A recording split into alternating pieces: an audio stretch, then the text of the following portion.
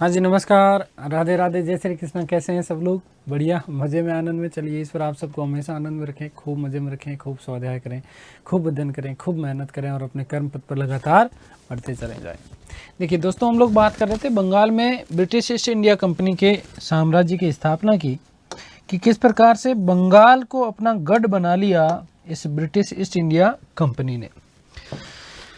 और इसी कड़ी में हम लोगों ने बात की मुर्शिद कुली खां की, यहाँ से प्रारंभ किया, और अंतिम चरण में हम लोगों ने बात करी थी अलीवर्दी खां की।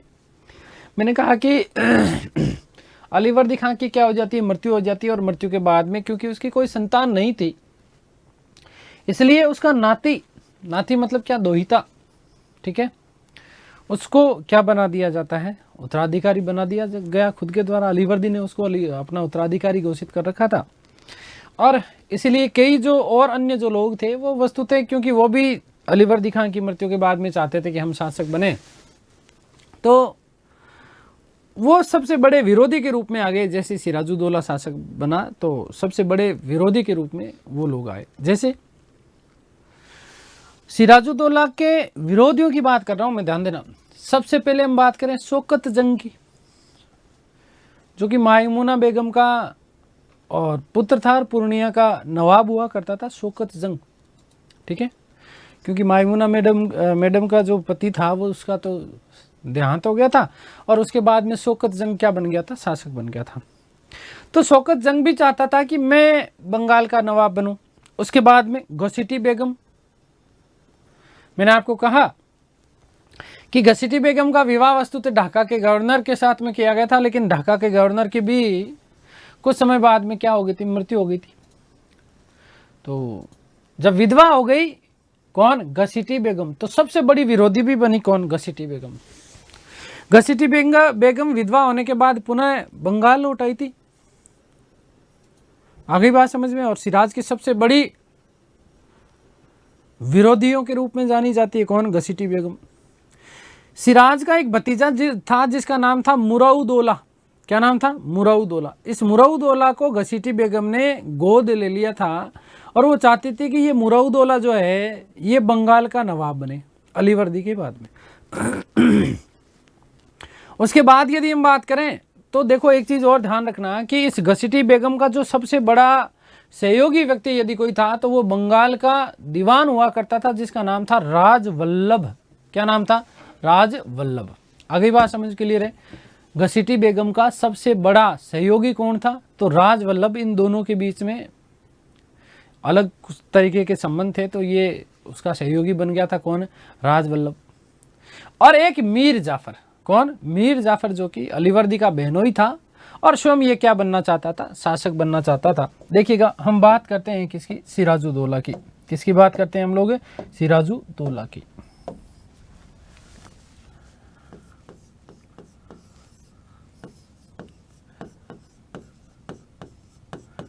सिराजुद्दौला, ठीक है। अब सिराजुद्दौला के यदि हम शासनकाल की बात करें तो केवल 1 साल का शासनकाल है बेचारे का, क्योंकि अनेक षड्यंत्र रचे गए थे इसके खिलाफ। 1756 से लेकर के 1757 प्लासी के युद्ध में इसको मार दिया जाएगा, अभी बात करेंगे, ठीक है। ध्यान रखिएगा कि अलीवर्दी का नाती था, अलीवर्दी का नाती था। नाती का मतलब समझते हो ना, दोहिता, ठीक है। वास्तविक नाम की बात करते हैं, वास्तविक नाम क्या था। हालांकि इस तरीके के प्रश्न आपसे नहीं पूछे जाते परीक्षाओं में कि सिराजुद्दौला का वास्तविक नाम, कोई नहीं पूछेगा, लेकिन फिर भी ध्यान रखना, वास्तविक नाम था मिर्जा मोहम्मद। क्या नाम था, मिर्जा मोहम्मद। वास्तविक नाम क्या है, मिर्जा मोहम्मद। किसका, सिराजुद्दौला का, ठीक है। आगे बात समझ क्लियर है।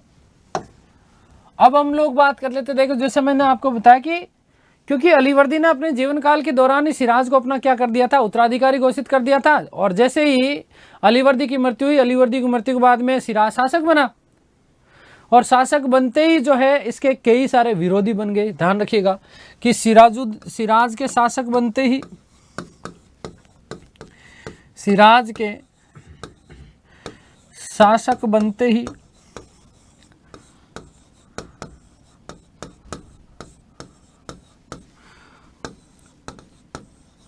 अनेक लोग इसके विरोधी बन गए, इसके विरोधी बन गए, विरोधी बन गए। जैसे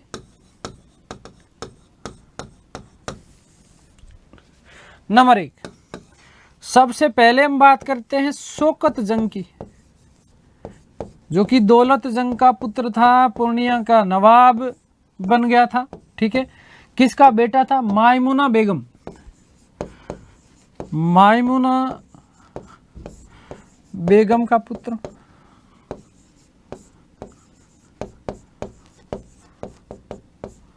और पूर्णिया का नवाब, पूर्णिया का नवाब। ठीक है, नंबर 2 पे हम लोग बात करते हैं तो घसीटी बेगम, घसीटी बेगम। तो ध्यान रखना, घसीटी बेगम वस्तुतः है तो इसकी मौसी, मासी है ना, मासी के समान मौसी, लेकिन फिर भी कि इसकी क्या है? विरोधी है। तो ढाका के गवर्नर की पत्नी, ढाका के गवर्नर की पत्नी की विधवा पत्नी वे मौसी, मायमुना भी मौसी थी, जो पुनः बंगाल लौट आई, पुनः बंगाल लौट आई।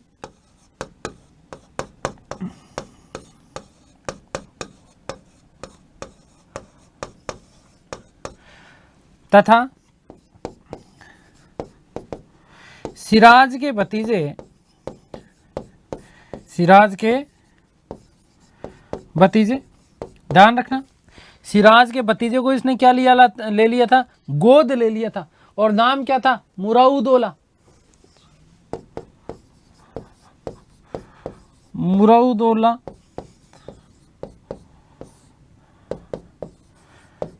को गोद ले लिया था, को गोद ले लिया था।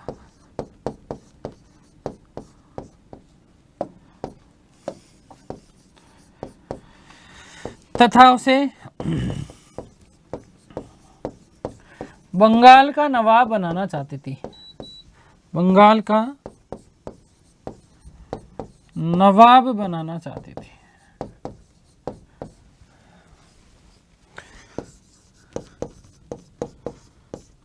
ठीक है, आगे बात समझ में क्लियर है? ध्यान रखना कि घसीटी बेगम का सबसे बड़ा सहयोगी, घसीटी बेगम का सबसे बड़ा सहयोगी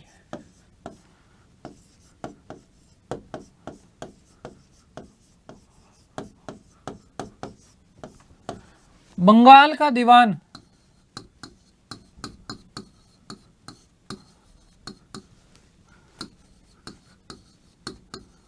कौन बेटा? राजवल्लभ।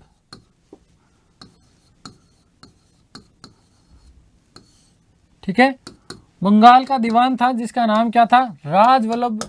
ये भी घसीटी बेगम का क्या हुआ करता था? ये बड़ा सहयोगी हुआ करता था। आगे बात समझिए। ठीक है, एक व्यक्ति नेक्स्ट, मीर जाफर, मीर जाफर। अब वस्तुतः ये जो मीर जाफर था, जो था, ये अलीवर्दी का बहनोई था। ध्यान रखना, किसका बहनोई था? अलीवर्दी का बहनोई था, परंतु बंगाल का शासक बनना चाहता था। अलीवर्दी का बहनोई, अलीवर्दी का बहनोई, जो स्वयं शासक बनना चाहता था,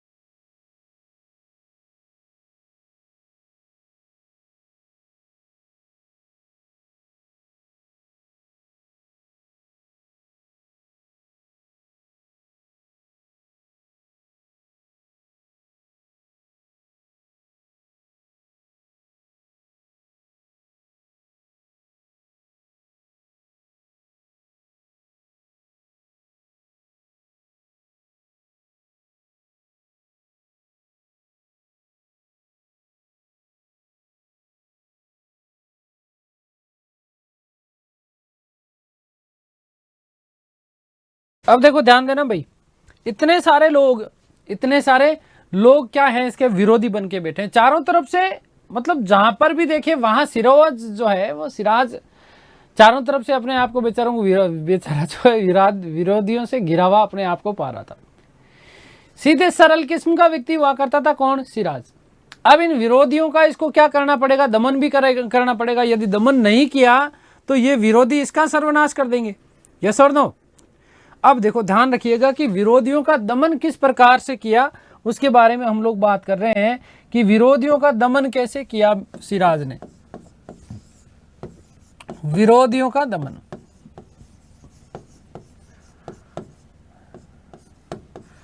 विरोधियों का दमन कैसे किया?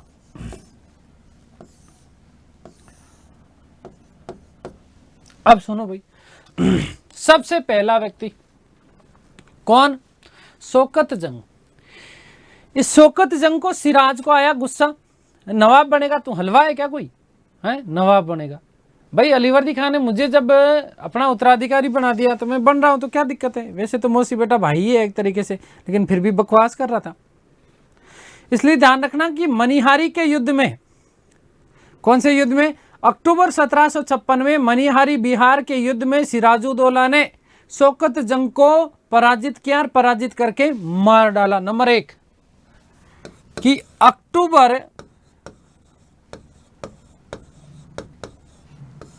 1756 ईस्वी में मनिहारी के युद्ध में, मनिहारी बिहार में है, ध्यान रखना बेटा, मनिहारी बिहार के युद्ध में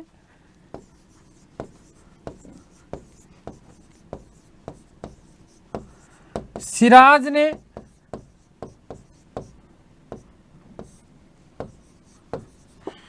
शौकत जंग को पराजित कर, शौकत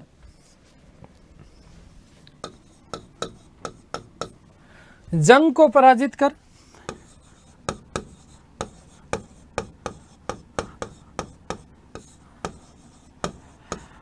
मार डाला, मार डाला। तो पहला कांटा हो गया दूर दूर।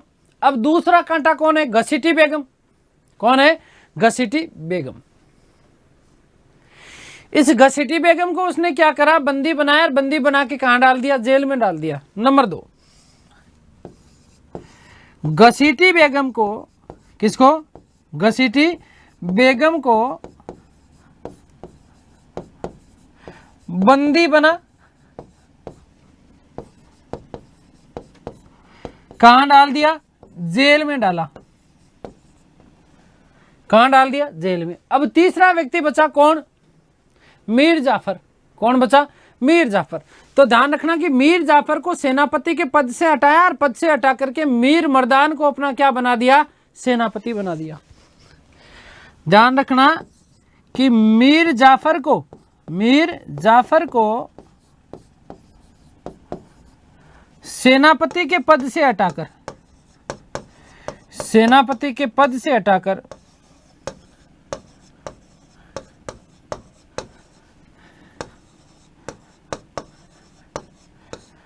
किसको? मीर मर्दान को, मीर मर्दान को अपना सेनापति बनाया, अपना सेनापति बनाया। ठीक है, आगे बात समझ में क्लियर है? तो ये इस प्रकार से अपने जो तीनों विरोधी थे, इन तीनों विरोधियों का एक तरीके से अपनी तरफ से तो जो है सिराजुद्दौला क्या कर चुका है? दमन कर चुका है। अब यहीं से प्लासी के युद्ध का षड्यंत्र प्रारंभ होता है। प्लासी के युद्ध का क्या होता है? षड्यंत्र प्रारंभ हो जाता है। और हम बात करेंगे प्लासी के युद्ध के कारणों की। देखिएगा,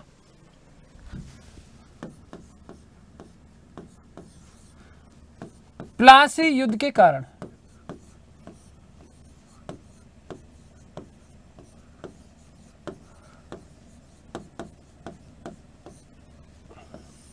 क्या कारण थे प्लासी के युद्ध के? तो बहुत अच्छे से पढ़ना भाई, ये ध्यान दे करके, ये आरएस में पूछा हुआ है प्लासी के युद्ध का कारण। ध्यान देना, पहला चीज तो ये था कि आप लोगों को पता है कि सिराजुद्दौला जो था, ये सिराजुद्दौला बहुत ही सरल स्वभाव का व्यक्ति हुआ करता था, ठीक है, सीधा साधा व्यक्ति था, लेकिन फिर भी जो है लोग इसके खिलाफ षड्यंत्र कर रहे थे, इसके अपने ही षड्यंत्र कर रहे थे। यार वो कहते भी है ना कि हमें तो अपने ने लूटा, गैरों में कहाँ दम था, है ना, तो सही बात थी। इसके जो अपने ही हुआ करते थे, ये अपनों ने इसके खिलाफ क्या करना प्रारंभ कर दिया, षड्यंत्र करना प्रारंभ कर दिया, और इसी चीज का फायदा मिला किसको, अंग्रेजों को। तो प्लासी युद्ध से पूर्व क्या क्या कारण थे प्लासी के युद्ध के, तो उसकी हम लोग चर्चा करें। तो पहली चीज, जैसे अंग्रेजों का भी षड्यंत्र था। कैसे कि अंग्रेज जो थे वो फर्रुखसियर द्वारा प्रदत्त उस दस्तक का दुरुपयोग कर रहे थे, और दुरुपयोग करके बंगाल को आर्थिक नुकसान पहुंचा रहे थे। ध्यान देना, दस्तक का दुरुपयोग किस तरीके से कर रहे थे भाई? फर्रुखसियर ने उन्हें बंगाल में मुक्त व्यापार करने का दस्तक फरमान जारी किया था, और इसी को इतिहासकार ओर्म ने, मैंने आपको कहा कि कंपनी का मैग्ना कार्टा कहा था, ठीक है। अब ना केवल अंग्रेज, अपितु अंग्रेजों ने अपने ही पीछे जो भारतीय के जो व्यापारी, उस समय के व्यापारी थे, उन व्यापारियों से कम राजस्व लेकर के उनका भी माल उस दस्तक के साथ में, उस फ्री वाले माल के साथ में क्या करवा देते थे, निकलवा देते थे। इसलिए उनको, बंगाल के जो लोग थे, उनको पूरा राजस्व नहीं देना पड़ता था। समझ रहे हो आप भाई? अंग्रेजों के लिए तो फ्री था, अब उसके आड़ में ये व्यापारी भी अपना क्या है, माल निकलवा देते थे। तो इसका मतलब बंगाल को एक तरीके से राजस्व पूरा नहीं मिल पाता था, और राजस्व पूरा नहीं मिल पा रहा है, इसका मतलब उनको आर्थिक नुकसान होएगा ही होएगा। दूसरा, अंग्रेजों ने क्या किया, अंग्रेजों ने सिराजुद्दौला के जितने भी विरोधी थे, इन विरोधियों को अपने पक्ष में मिलाना प्रारंभ किया। देखिएगा, पहला कारण क्या माना जाता है, ध्यान देना, कि अंग्रेजों द्वारा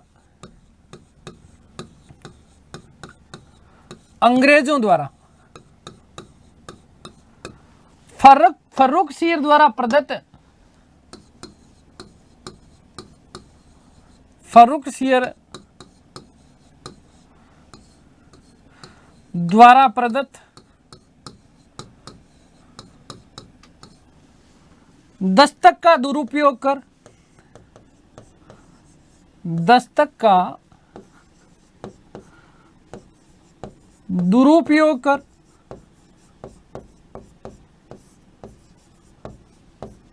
बंगाल को आर्थिक नुकसान पहुंचाया।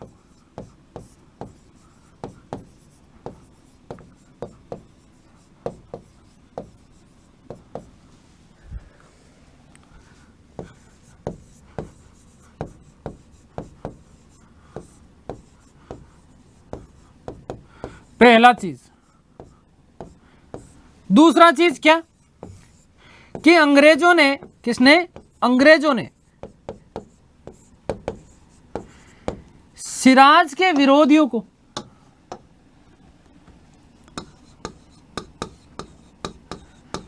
सिराज के विरोधियों को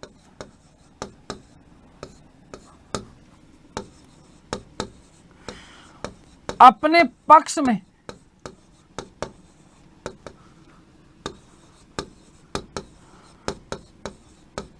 मिलाना प्रारंभ किया,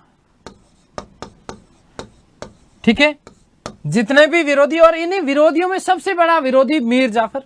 कौन? मीर जाफर।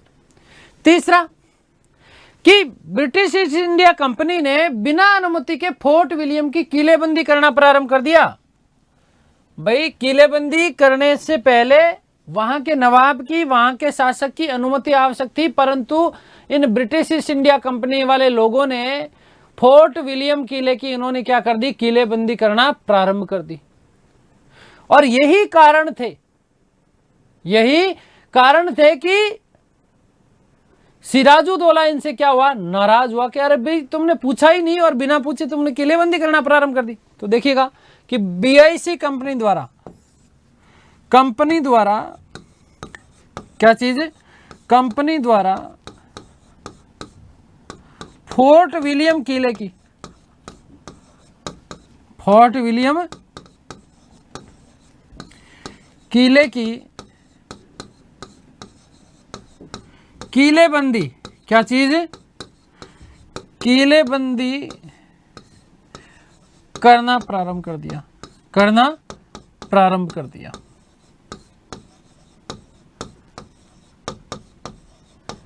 ठीक है, आ गई बात समझ में, क्लियर है ना।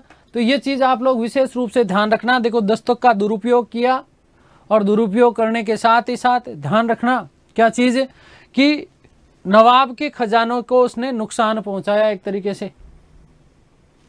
ठीक है, दूसरा कारण हम माने तो अंग्रेजों ने सिराज के विरोधियों को क्या किया, अपने पक्ष में मिलाना प्रारंभ कर दिया और फोर्ट विलियम किले की किलेबंदी प्रारंभ कर दी। तो इन समस्त कारणों से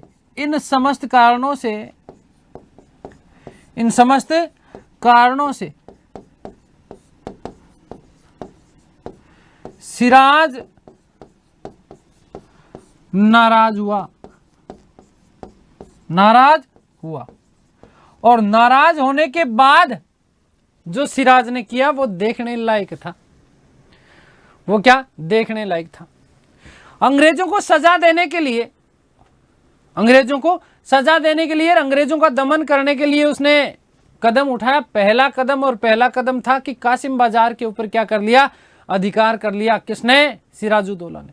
4 जून 1756 ईस्वी को कासिम बाजार के ऊपर क्या कर लिया, अधिकार कर लिया। किसने? सिराजुद्दौला ने अपनी सेना ली। ठीक है, तो अंग्रेजों के विरुद्ध, अंग्रेजों के दमनात्मक कार्य, अंग्रेजों का दमन किया, क्या किया? दमन। कैसे किया दमन? नंबर 1, पहली चीज, कासिम बाजार, क्या चीज? वहां का जो सबसे बड़ा बाजार था, कौन सा? कासिम बाजार पर सिराज का अधिकार हो गया।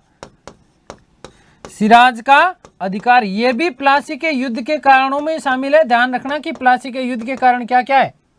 ये तो एक तरीके से 3 तो उसकी तरफ से। अब ये देखो सिराज, क्योंकि क्रिया प्रतिक्रिया होगी कि नहीं होगी, है भाई। ये सारे काम किए तो सिराजुद्दौला को लगा कि यार अब इन अंग्रेजों को सबक सिखाना पड़ेगा। क्या करना पड़ेगा? अंग्रेजों को सबक सिखाना पड़ेगा। इसलिए सिराजुद्दौला ने सबसे पहला काम यह किया कि कासिम बाजार के ऊपर क्या कर लिया, नियंत्रण कर लिया। कब किया? 4 जून 1756 को। 4 जून 1756 ईस्वी को कासिम बाजार के ऊपर से इसने क्या कर लिया, नियंत्रण कर लिया। पहला काम। दूसरा काम, कलकत्ता के ऊपर अधिकार किया। नंबर 2 क्या किया इसने? कलकत्ता पर अधिकार किया। कलकत्ता पर अधिकार, किस पर अधिकार? कलकत्ता पर अधिकार कर लिया गया। किसके द्वारा? सिराज के द्वारा। तो ध्यान रखिएगा कि कलकत्ता पर उसके लगभग 12 दिन बाद में, 4 जून में 12 दिन जोड़ोगे तो कितना आएगा? 16 जून 1756 ईस्वी को सिराजुद्दौला ने अपनी बड़ी सेना ली और बड़ी सेना लेने के बाद में कलकत्ता के ऊपर क्या कर दिया? आक्रमण कर दिया, खतरनाक वाला। किसने? सिराजुद्दौला ने। अंग्रेज यहां से भाग छूटे। उसके 4 दिन बाद में, 4 दिन बाद बोले तो 16 में 4 जोड़ोगे कितना आएगा? 20। तो 20 जून को वहां अंग्रेज गवर्नर था जिसका नाम था होलवेल। इस होलवेल ने क्या करा साहब? ध्यान देना, देखो 16 जून को, कब? 16 जून को सिराज ने कलकत्ता पर अधिकार किया। कलकत्ता पर क्या कर लिया? अधिकार कर लिया। आ गई बात समझ में, क्लियर है? और कलकत्ता पर अधिकार करके मोस्ट इंपोर्टेंट प्रश्न बनता है, वेरी मोस्ट इंपोर्टेंट, ध्यान रखना कि इसका नाम अलीनगर रखा। इसका नाम क्या रखा? अलीनगर रखा। अभी आगे हम लोग बात करेंगे अलीनगर की संधि की। तो अलीनगर नाम किसका था? ध्यान रखना, कलकत्ता का। किसके द्वारा रख दिया गया? सिराजुद्दौला के द्वारा। एक गवर्नर हुआ करते थे कलकत्ता का जिसका नाम था गवर्नर ड्रेक। और सेनापति था जिसका नाम था मिचन, सेनापति मिचन। ये दोनों यहां से भाग छूटते हैं और भाग छूटने के बाद में इन भागे हुए अंग्रेजों ने जब उनको पता लगा रहे सिराज तो पीछे दौड़ दौड़ के दे धमाधम गोरा कहीं मिले तो भाई साहब उसको, समझ गए आप। तो इन भागे हुए अंग्रेजों ने फुल्टा द्वीप में क्या ली थी, शरण ली थी। ध्यान रखना कि अंग्रेज सेनापति, अंग्रेज गवर्नर जिसका नाम क्या था, मोस्ट इंपॉर्टेंट पर्सन बनता है ड्रेक। अंग्रेज गवर्नर जिसका नाम क्या, ड्रेक, वे सेनापति का नाम था मिचन। क्या नाम था, मिचन ने भागकर, सेनापति मिचन ने भागकर फुल्टा द्वीप, कौन सा द्वीप, फुल्टा द्वीप,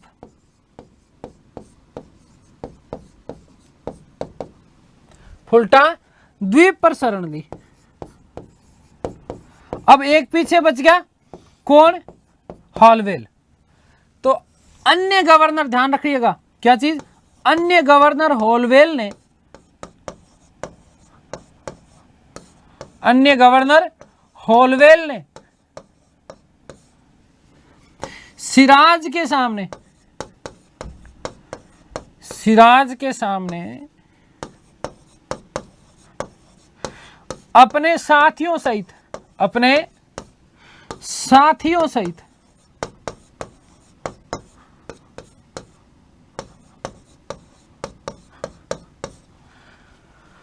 सिराज के सामने आत्मसमर्पण कर दिया। सिराज के सामने क्या कर दिया, आत्मसमर्पण कर दिया।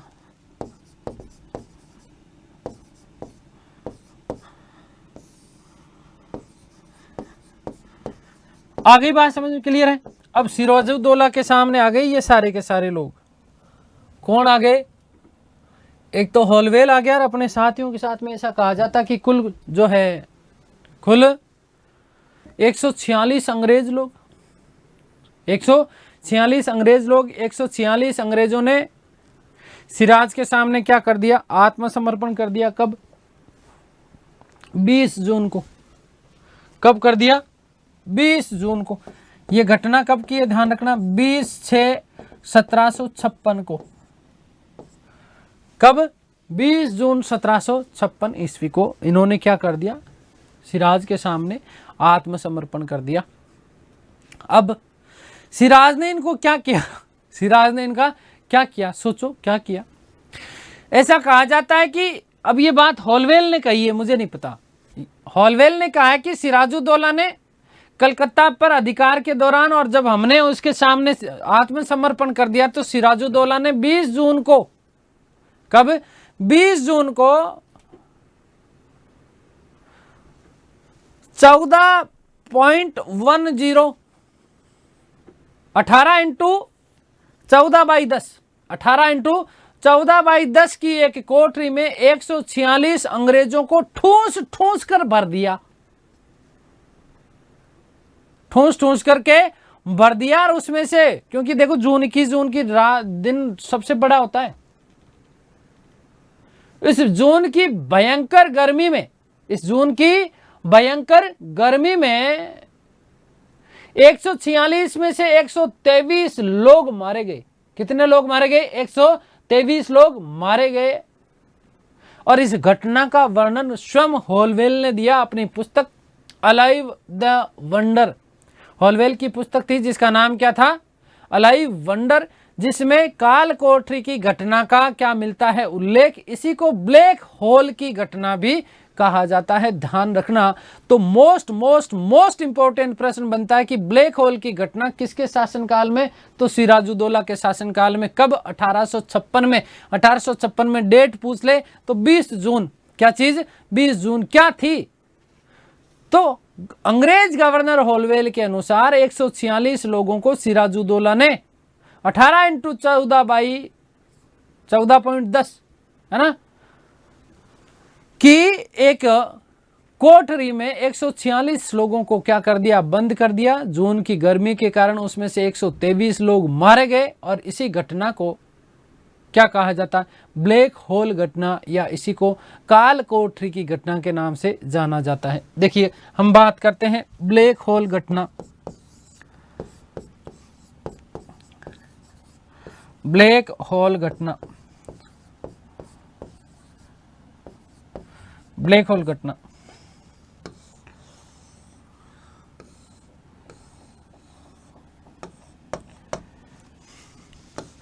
तो वर्णन किसने किया है, हॉलवेल ने। हॉलवेल ने अपने ग्रंथ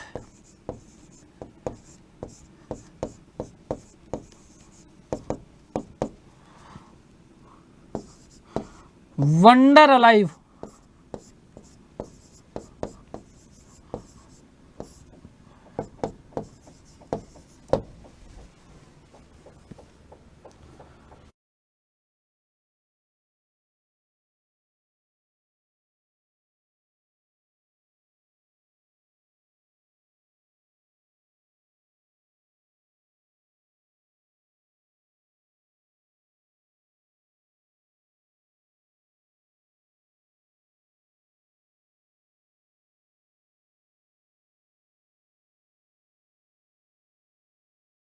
माफ करना, अलाइव द वंडर है ना, alive the wonder,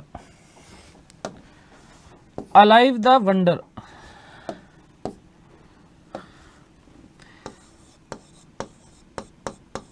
alive the wonder, alive the wonder, ठीक है। हॉलवेल ने इस अपने ग्रंथ अलाइव द वंडर में, ठीक है ना, कब घटना हुई, तो 20 जून को, 20 जून 1756 को।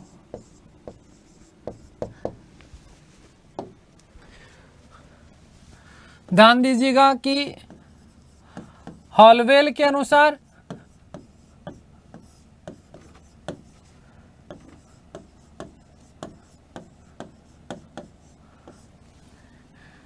सिराज ने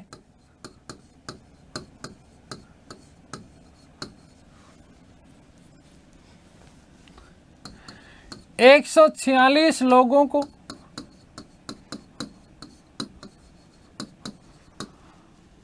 18 इंटू 14.10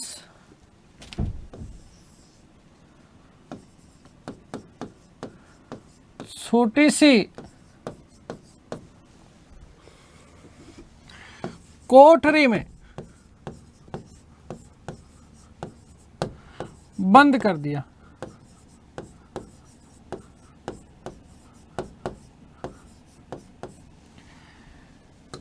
जिसमें 123 लोग मारे गए, 123 लोग मारे गए,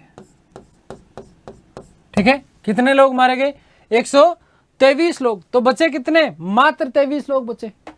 कितने, मात्र 23 लोग ही बचे। आगे बात समझ में क्लियर है। ये बात कहता हॉलवेल के साहब, मैं तो पता नहीं कैसे, राम जाने मेरे अंदर कौन सी अद्वितीय शक्तियां आ गई थी, तो इन अद्वितीय शक्तियों के माध्यम से मैं तो राम जाने कैसे बच बुचा करके वहां से निकल गया था। लेकिन मैं निकल गया। 146 लोग थे, उन्हें 18/14.10, ठीक है ना, चौड़ी जो है छोटी सी एक कोठरी थी, इसमें क्या कर दिया, बंद कर दिया। और इसी घटना को ध्यान रखना क्या कहा जाता, ब्लैक होल घटना, या इसे ही क्या कहा जाता है, काल कोठरी की घटना। ध्यान रखना क्या, कि इसे काल कोठरी की घटना, काल कोठरी की घटना भी कहा जाता है।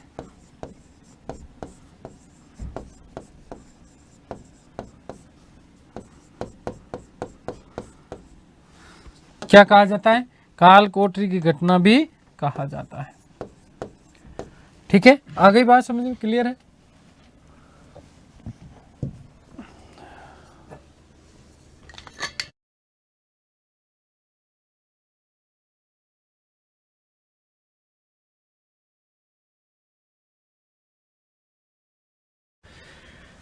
तो जैसे कैसे यहां से हॉलवेल बच करके निकलता है, और बच करके निकलने के बाद में ध्यान रखिएगा कि जैसे कैसे सूचना पहुंचाता है मद्रास में। कलकत्ता पर अधिकार का सूचना मिल गई थी कहां पर? मद्रास में। और मद्रास में एक नौसेना और एक पैदल सेना, इन दोनों का गठन किया गया। ध्यान रखना, नौसेना का जो है प्रतिनिधित्व किया एडमिरल वाटसन के द्वारा किया गया, और पैदल सेना जो कि क्लाइव के नेतृत्व में आई। कलकत्ता पहुंचते हैं। कलकत्ता पहुंचने के बाद में ध्यान रखना कि सिराज वापस बंगाल लौट आया अपने, ठीक है, मुर्शिदाबाद आ जाता है। और बंगाल मुर्शिदाबाद लौटने से पूर्व कलकत्ता में उसने अपना एक व्यक्ति नियुक्त किया था जिसका नाम था मनिकचंद। लोभी व्यक्ति था, एक नंबर का निकम्मा और विश्वासघाती व्यक्ति। तो दिसंबर 1756 ईस्वी में मनिकचंद ने क्लाइव के सामने क्या कर दिया? आत्मसमर्पण कर दिया।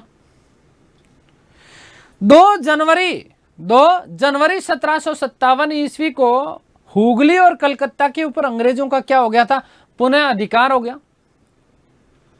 अब सिराजुद्दौला मजबूर है। सिराजुद्दौला क्या है? मजबूर है। मजबूर होकर के 9 फरवरी 1757 ईस्वी को विवश होकर के सिराजुद्दौला ने क्लाइव के साथ में एक संधि की जिसे अलीनगर की संधि कहा जाता है। ध्यान रखना, क्या कहा जाता है? अलीनगर की संधि कहा जाता है। देखिए, बात करते हैं कि अंग्रेजों का कलकत्ता पर पुनः अधिकार।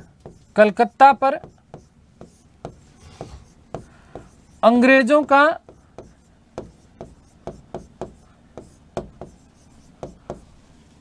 पुनः अधिकार, पुनः अधिकार।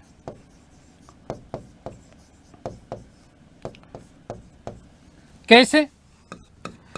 तो काल कोठरी व कलकत्ता अधिकार, काल कोठरी व कलकत्ता पर अधिकार, कलकत्ता पर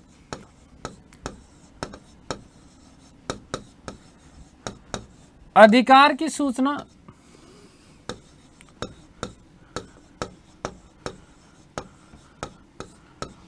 मद्रास पहुंची। कहां पर पहुंची? मद्रास। और जैसे ही मद्रास पहुंची तो क्या रिएक्शन हुआ? एक नौसेना व एक पैदल सेना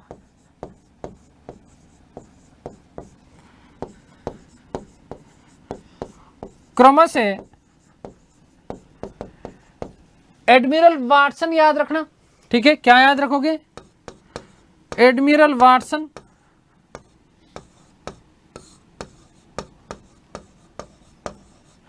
व रॉबर्ट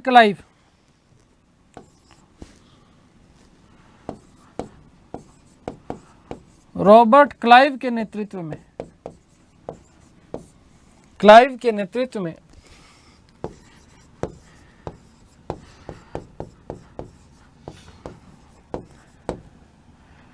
भेजी गई।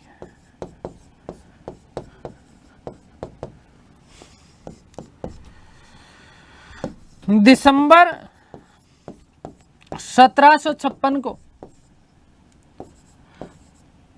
कलकत्ता के दीवान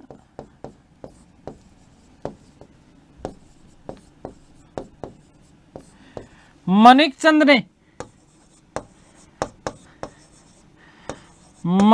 ने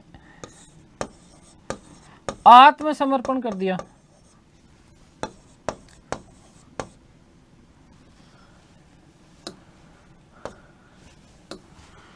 आत्मसमर्पण कर दिया।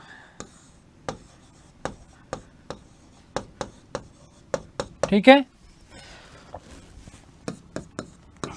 2 जनवरी 1757 को कलकत्ता पर अंग्रेजों का पुनः अधिकार हो गया। अंग्रेजों का पुनः अधिकार हो गया।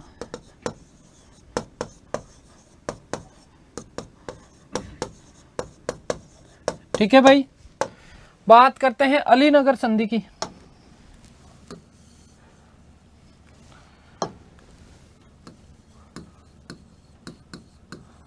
अलीनगर संधि, अलीनगर का मतलब समझते हो ना। अब अलीनगर का मतलब क्या है? कलकत्ता, क्योंकि कलकत्ता को जीत करके इसका नाम रखा गया था क्या? अलीनगर। किसके द्वारा? सिराजुद्दौला के द्वारा। तो कब? 9/2/1757। किसके मध्य?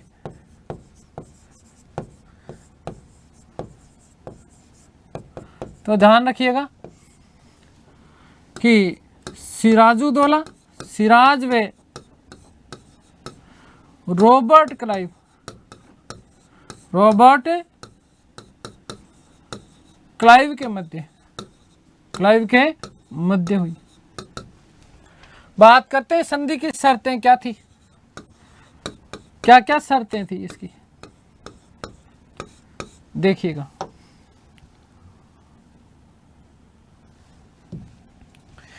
यदि हम बात करें संधि की शर्तों की, तो पहली शर्त क्या? अंग्रेजों ने पहली शर्त यह रखी, ध्यान रखना, कि मुगल बादशाह द्वारा दी गई अंग्रेजों की सभी सुविधाएं नवाब स्वीकार करेगा। बोलो मानो मंजूर है कि नहीं है? सिराजुद्दौला के है साहब, क्या करें? दस्तक से जो सामान आएगा उस पर बंगाल, बिहार और उड़ीसा की सीमाओं पर कोई कर नहीं लिया जाएगा। मंजूर है कि? हाँ साहब मंजूर है, क्योंकि कलकत्ता के ऊपर अधिकार हो गया, हार गया एक तरीके से सिराजुद्दौला बेचारा। तूने जो जो चीजें हमसे छीनी है वो सारी की सारी चीजें लौटाएगा। जैसे कासिम बाजार के ऊपर तूने आक्रमण करके उसने अधिकार पे ले लिया था, तो उसे भी वापस देगा कि हाँ साहब दूंगा। हम जो कलकत्ता की किलेबंदी कर रहे थे वो किलेबंदी यथावत जारी रखेंगे, तू उसमें कोई भी टांग नहीं अड़ाएगा कि जी साहब नहीं अड़ाऊंगा, गलती होगी मेरी। हम सिक्के ढालेंगे कि हाँ साहब ढालो ना, आपको किसने रोका है? आपका ही तो है कलकत्ता, तुम्हारे बाप का है। तो इतनी बातें करी, 5 शर्तें हो गई एक तरीके से, ठीक है। लेकिन इन 5 शर्तों से क्लाइव खुश कहाँ होने वाला था? क्लाइव के दिमाग में तो ये चल रहा था कि यार मैं कैसे इस संपूर्ण बंगाल के ऊपर अपना कब्जा जमा लूं, कैसे इस संपूर्ण बंगाल के ऊपर मैं कब्जा कर लूं। शातिर लोमड़ी थी ये, है ना, खतरनाक। तो शर्तों में कि अंग्रेजों द्वारा, अंग्रेजों को मुगल बादशाह द्वारा प्रदत्त, मुगल बादशाह द्वारा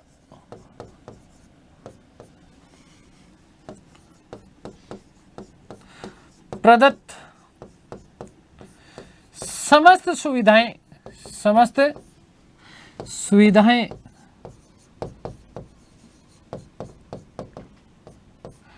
नवाब ने स्वीकार की, नवाब ने स्वीकार की। ठीक है, सारी की सारी शर्तें मान ली भाई, जितनी भी थी। ठीक है। नंबर 2 कि दस्तक से जो सामान आएगा, दस्तक से जो सामान आएगा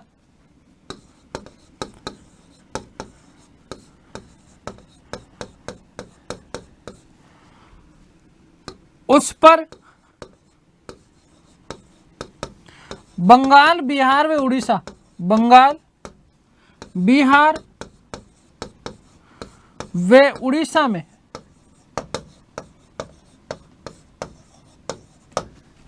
किसी भी प्रकार का कर नहीं, किसी प्रकार का कर नहीं।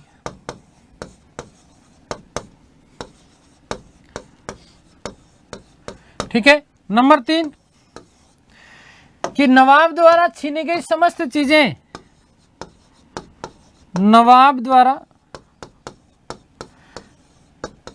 छीनी गई समस्त चीजें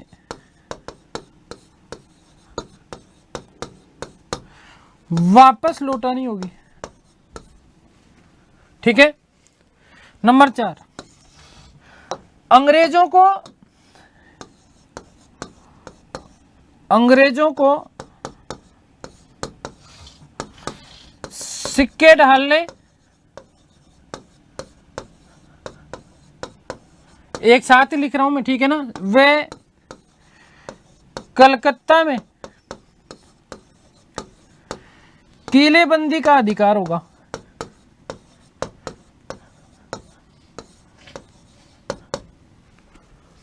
किलेबंदी का अधिकार होगा। ये सारी की सारी बातें मान ली गई किसके द्वारा?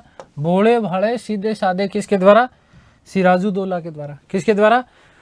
सिराजुद्दौला के द्वारा। आगे बात समझ में। लेकिन सिराजुद्दौला चाहता था कि वो पूरी की पूरी बंगाल को हड़प ले, पूर्ण रूपेण वो जो है बंगाल में अंग्रेजी राज्य की क्या करना चाहता था? स्थापना करना चाहता था। ध्यान रखिएगा कि क्लाइव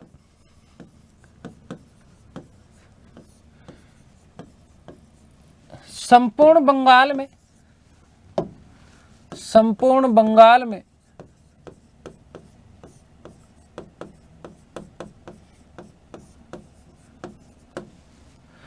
अंग्रेजी राज्य की स्थापना, अंग्रेजी सत्ता की स्थापना करना चाहता था। अंग्रेजी सत्ता की स्थापना करना चाहता था।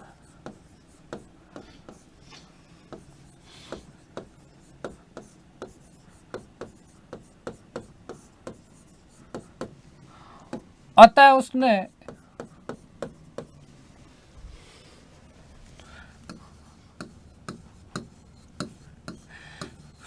षड्यंत्र रचा। क्या रचा? षड्यंत्र रचा।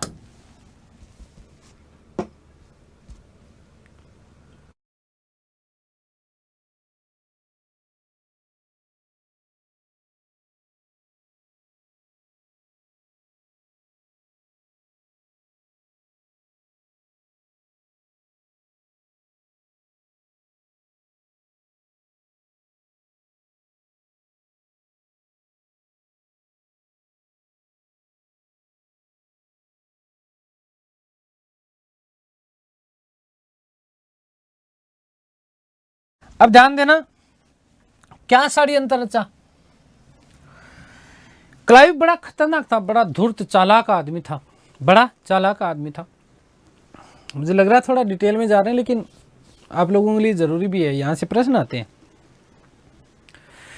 क्लाइव ने क्या षड्यंत्र किया? केवल सुन लो कि क्लाइव ने नवाब के सभी विश्वास पात्र लोगों को खरीद लिया। क्लाइव ने नवाब के समस्त विश्वास पात्र लोगों को, ध्यान रखना, क्लाइव ने क्या चीज? क्लाइव ने नवाब के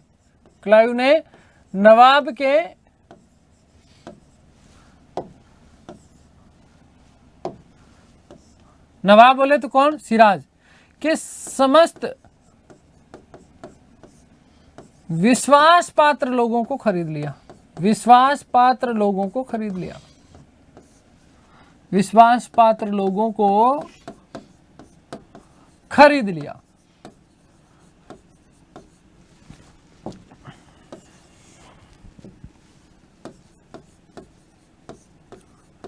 कैसे खरीदा साहब?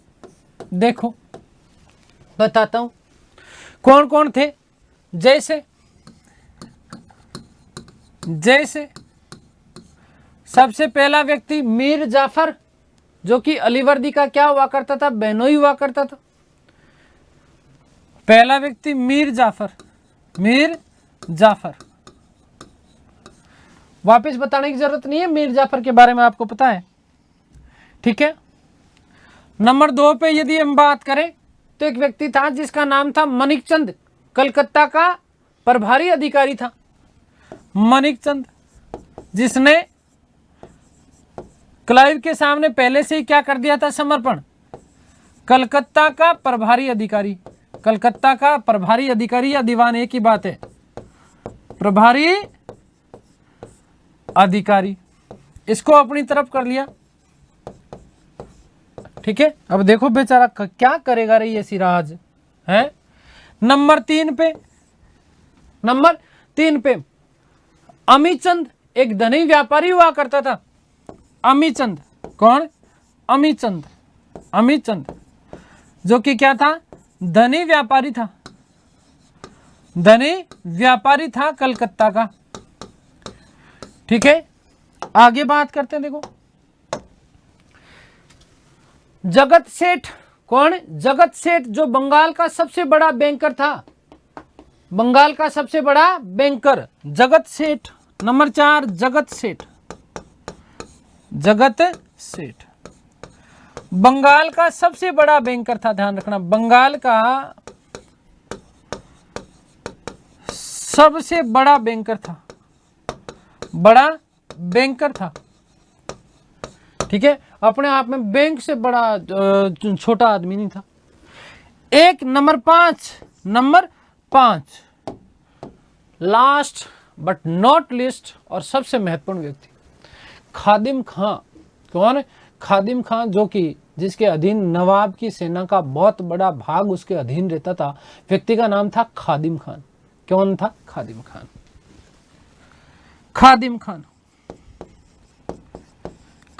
खान। ध्यान रखिएगा कि इसके अधीन क्या चीज है? इसके अधीन नवाब की सेना का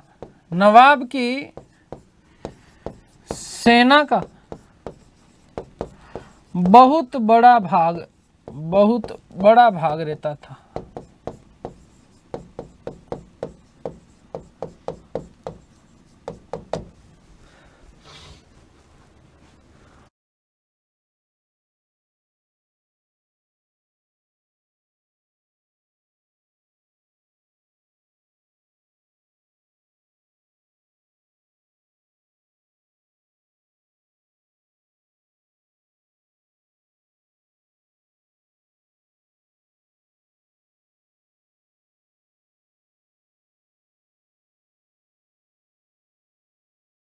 रखना, ये वस्तुतः जगत सेठ जो थी ना, वो उपाधि थी, है ना। अब यहां ध्यान रखना, जगत सेठ जो थी वो क्या थी? उपाधि हुआ करती थी। और ये मुगल बादशाहों के द्वारा क्या दी जाती थी? उपाधि दी जाती थी। ये वस्तुतः ये जो जगत सेठ है, इसका वास्तविक नाम है माधवराव। जगत सेठ ये वस्तुतः क्या थी? उपाधि थी। किसकी? माधवराव की। इस समय जो तीसरा जगत सेठ था, जिसका नाम क्या था? माधवराव। और ये क्या हुआ करती थी? उपाधि हुआ करती थी। ये बात ध्यान रखना, ठीक है। ये बहुत अच्छी बात बता रहा हूं, आपको कहीं नहीं मिलेगी, ठीक है। अब कहीं नहीं मिलेगी तो मैं कहां से लाया? चलिए ध्यान रखना, जगत सेठ जो था वो क्या होती थी? वस्तुतः उपाधि। इन समस्त लोगों को देखो एक तरीके से क्या कर लिया? खरीद लिया गया। देखो सुनो, क्लाइव ने क्या किया भाई? अमीचंद और क्लाइव, कौन? अमीचंद धनी व्यापारी था और कौन? क्लाइव। इन दोनों के बीच में एक संधि हुई, गुप्त संधि। क्या संधि हुई थी? ध्यान रखना। ये पूरा का पूरा जो षड्यंत्र था ना, इस षड्यंत्र के सबसे बड़े 2 एजेंट कौन कौन थे? ये भी ध्यान रखना। एक तो सबसे बड़ा एजेंट था अमीचंद और दूसरा कासिम बाजार कोठी का अंग्रेज प्रमुख हुआ करता था, जिसका नाम था वाटसन। क्या नाम था? वाटसन।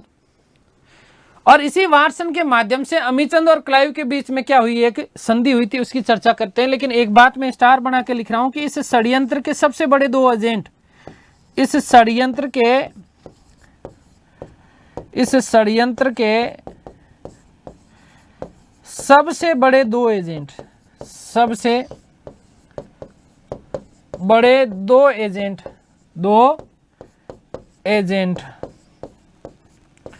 एक तो ध्यान रखना कौन? अमीचंद। और दूसरा कौन? अमीचंद वे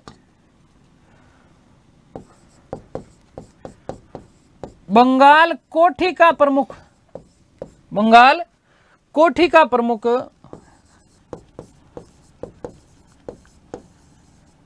क्या नाम था? वाटसन। क्या नाम था? वाटसन। आगे बात समझ। इस षड्यंत्र के सबसे बड़े दो एजेंट कौन थे? एक तो अमीचंद था, एक बंगाल की कोठी का प्रमुख हुआ करता था जिसका नाम क्या था? वाटसन। इन दोनों ने विशेष रूप से यह षड्यंत्र रचा। क्या षड्यंत्र था? अमीचंद और क्लाइव के मध्य संधि हुई।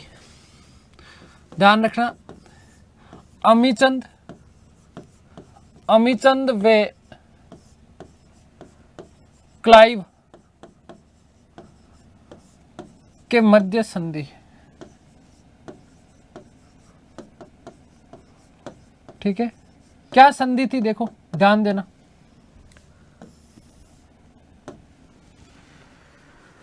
पहली चीज, क्लाइव से अमीचंद ने कहा, देखो क्लाइव साहब ऐसा है कि नवाब को हम आपको सौंप देंगे और मुझे जो है ना नवाब के खजाने का ज्यादा नहीं 50% हिस्सा चाहिए और 30 लाख रुपए कमीशन चाहिए। पहली बात कि अमीचंद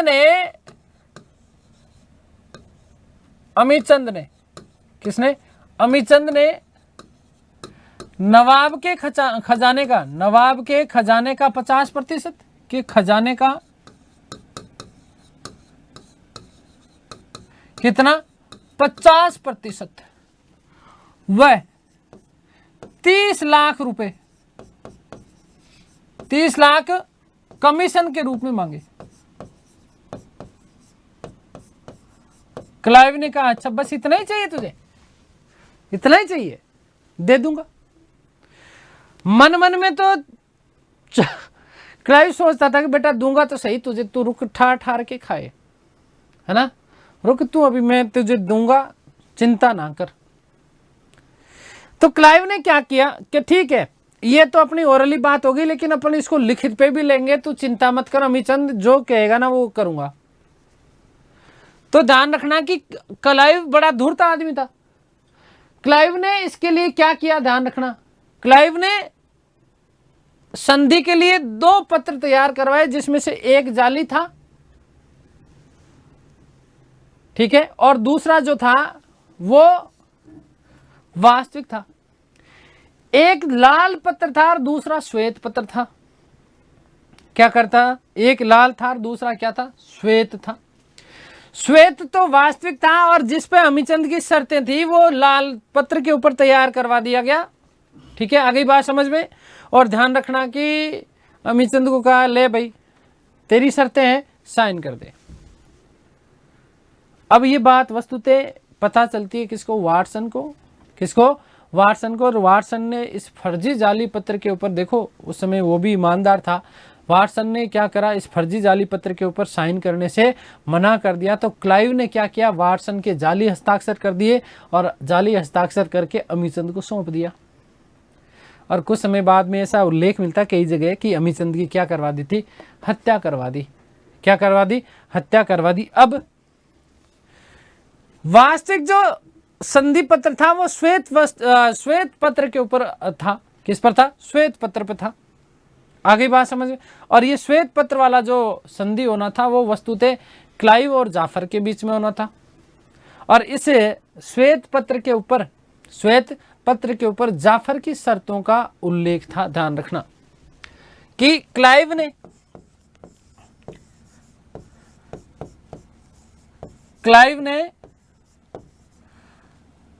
2 संधि पत्र तैयार करवाए। 2 क्या करवाए? संधि पत्र तैयार करवाए। संधि पत्र तैयार करवाए।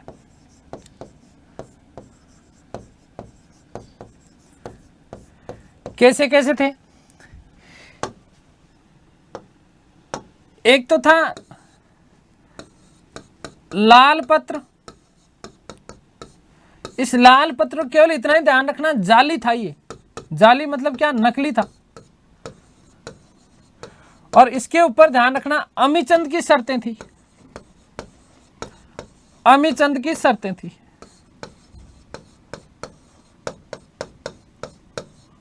ठीक है, और इसी पे ध्यान रखना कि क्लाइव ने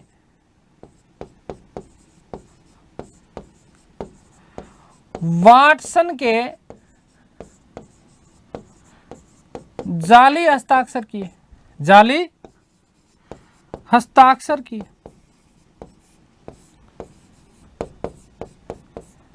दूसरा श्वेत पत्र था। कैसा पत्र था? श्वेत पत्र। ये वास्तविक संधि पत्र था, ध्यान रखना, वास्तविक संधि पत्र था, संधि पत्र था। और इस पर मीर जाफर की शर्तें, किसकी? मीर जाफर,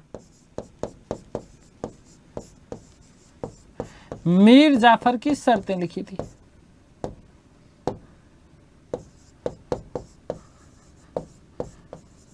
ठीक है, किसकी शर्तें लिखी थी? मीर जाफर की शर्तें लिखी थी। कौन से पे? श्वेत वाले पे। दो तैयार कर दिए, आ गई बात समझे?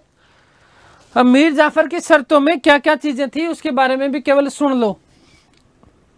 मीर जाफर जो था वो बंगाल का नवाब बनना चाहता था और अंग्रेजों को, किसको? अंग्रेजों को बंगाल में व्यापार की समस्त सुविधाएं उपलब्ध करवाएगा अगर वो नवाब बना तो। कलकत्ता के ऊपर अंग्रेजों का पूर्ण रूपेण अधिकार होगा।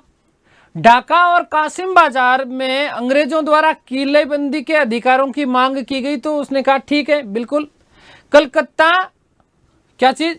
कलकत्ता के पास के 24 परगने की जिम्मेदारी दे दी गई, किसको? अंग्रेजों को। अंग्रेजों को विशेष रूप से क्लाइव को। क्लाइव और उसके पदाधिकारियों को प्रचुर मात्रा में वो धन उपलब्ध करवाएगा, यह भी शर्त का इसमें उल्लेख था। तो ध्यान रखना, इतिहासकार पन्नीकर जो थे, इन इतिहासकार पन्नीकर ने अपने शब्दों में कहा कि प्लासी का युद्ध एक सौदा था। प्लासी एक सौदा था जिसमें बंगाल के सेठों और मीर जाफर ने बंगाल के नवाब को अंग्रेजों के हाथों, बंगाल के नवाब व उसकी नवाबी को अंग्रेजों के हाथों बेच दिया। ध्यान रखना, मोस्ट इंपॉर्टेंट लाइन लिख रहा हूं मैं। क्या चीज? वेरी मोस्ट लिख रहा हूं कि इतिहासकार पन्नीकर ने, इतिहासकार पन्नीकर ने, ठीक है, इतिहासकार पन्नी ने पन्ने पे लिख लिया, देखो, पन्नीकर ने प्लासी के युद्ध को, प्लासी के युद्ध को एक सौदा बताया। क्या बताया? सौदा बताया। और क्या कहता है कि जिसमें,